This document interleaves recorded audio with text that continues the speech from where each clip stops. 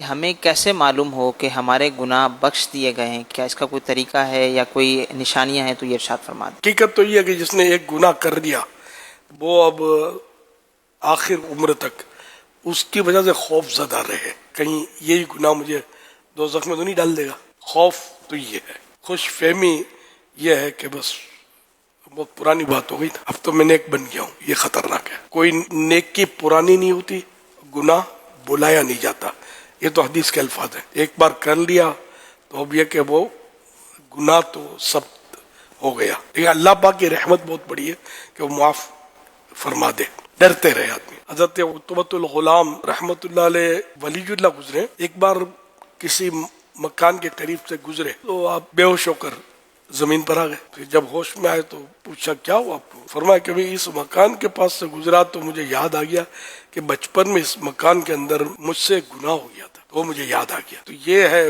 خوف خدا، گناہ کو بندہ یاد رکھے، بھولے نہیں، خوش فہمی میں نہ پڑے کہ میرے گناہ معاف ہو گئے۔ بعض صورتیں یہ حدیثوں میں بیان ہوئی ہیں، جیسے حج کرے جو میدان عرفات میں 9 ذی الحجہ کو احرام کے ساتھ حج کیا، تو اب یہ اس کو یقین رکھے کہ میرا گناہ معاف ہو گئے، میں گناہوں سے پاک ہو گیا، یہ بھی ہے مطلب۔ لیکن اس میں بھی صورتیں ہیں، جیسے فرض نمازیں قضا ہوئی تھی، قضا کا گناہ معاف ہوا، قضا ذمہ باقی ہیں، یہ تو کرنی پڑیں گی۔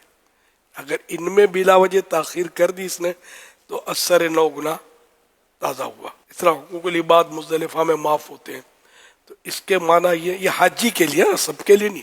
ویسے کوئی ان دنوں میں مزدلفہ گیا اس کی فضیلت نہیں ہے، حج کے لیے جو گیا ہوا ہے مزدلفہ میں حقوق العباد، بندوں کے حقوق معاف ہوتے ہیں۔ اس میں بھی یہ کہ جو گناہ اس کی وجہ سے ہوا تھا وہ معاف ہوگا، بندے کا حق باقی رہے گا۔ اب یہ نہیں کہ لاکھوں کروڑ ہڑپ کر گئے اور حج پر چلے گئے، مزدلفہ گئے تو سب معاف ہو گئے، نہیں، تاخیر یا جو بھی اس کی وجہ سے جو گناہ ہوا تھا وہ معاف ہوگا، ادا کرنے باقی رہیں گے۔ اس طرح جس طرح کے بھی حقوق العباد ہوں، کسی کو مارا تھا، پیٹا تھا، دھمکایا تھا، پیسے دبا لیے تھے، پیسے کھا لیے تھے، تو یہ سب ادا کرنے ہوں گے اور جلدی، ورنہ پھر یہ گناہ تازہ ہو جائیں گے۔ بعض علماء کے حوالے سے لکھا ہے کہ اگر بندے کے دل میں توبہ کے بعد نیک عمل کی محبت پیدا ہو تو یہ بھی ایک علامت ہے، یقینی طور پہ تو کوئی صورت ہو ہی نہیں سکتی سوائے نبی علیہ السلام کے بتانے کے، محبت پیدا ہو نیک عمل کی، تو یہ بھی ایک علامت ہے کہ یہ توبہ اس کی قبول ہوئی ہے۔